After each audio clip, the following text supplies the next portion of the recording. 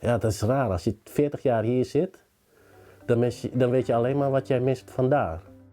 Stefan Terveen gaat in 2024 waarom naar Sint-Bertelaan, Indonesië. In Nederland had hij jaren in de orthopedie werken en is daarna terug te komen in Burgum. Dat er haast 9 jaar begon met schoenmakerij Stout. Ja, toen dacht ik bij mijn eigen, nou, stoute schoenen aandoen. En ik heet ook Stout van origine, dus mijn biologische achternaam. Ik dacht, waarom niet een stoute schoenmaker zelf doen? Dus zo was het geboren. En toen zocht ik gewoon een bedrijf.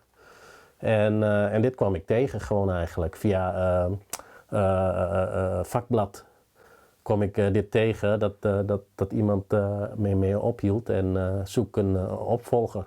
De schoenmakerij van Stefan had een vaste klantenkring. Dat een soort geregeld van hingeblowen voor een bakje koffie. Ik het werken is Stefan zijn passie, maar dochs roept zijn Bertelaan. Ik heb dus familie in Indonesië.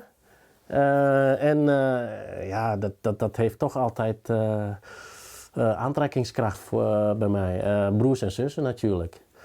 En ze leven eigenlijk nu in een situatie van hard werken voor alleen vanavond eten. En dat is voor mij niet te verteren. Mijn kinderen zeggen van pap, je mag wel je dromen nachasen. Ja, dat wil ik graag doen. Dus dat was eventjes eigenlijk de enige stok eigenlijk die me hield. Mijn kinderen. Ik heb 2 dochters. Dus ja, ik doe alles voor hun. Maar als ze zeggen van pap, ga maar. Nou, dan probeer ik het te doen. En dus zie ik het Stefan in die de zaak van hem overnemen wil. Ik kan ook verhuren, maar ik denk nee, ik wil geen soesa hebben. Dus ik gun iemand bijvoorbeeld die wat wil. Bijvoorbeeld iemand die werkeloos is. Het is niet hard werken hoor. het is ja, nou ja, je moet wel goede planning hebben. Dingen moeten wel die moet na afspraken wel op tijd af hebben. Maar ik voel dat niet als druk. Ik heb ook in de productie gezeten, dus ik weet precies hoe snel ik kan maken. Dus ik zit alle tijd zit ik lekker koffie te drinken en met mosterd te ouwen. Eventjes uitdokteren hoeveel dat is. Zo min mogelijk afval. Maar elke klein stukje kan ik wel eigenlijk wel weer gebruiken.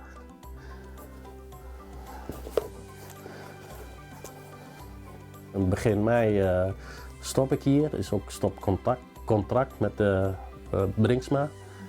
En dan heb ik nog de maand mei en dan heb ik nog familiereunie. En dan ga ik nog wat quality time met de kids doen. Ja. En dan voor goed terug. En dan kom ik weer terug wel als toerist. Wat ga je hier het meeste missen? Ja, weet ik niet eigenlijk. Ja, zolang je hier bent, dan mis je nou eigenlijk niks, hè? Ja, ik denk toch wel typisch het Nederlandse dingen, denk ik. Sinterklaas, kerst.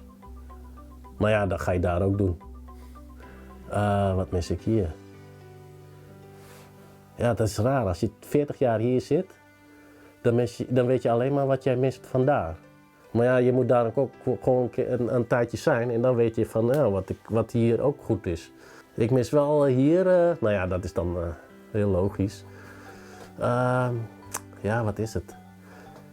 Meer intensere vriendschappen en zo. Hier is het toch wel heel individueel. Mensen komen hier om te drinken en weet ik veel wat. Maar denk ik bij mij, kom verder, een leveltje verder. Mis ik.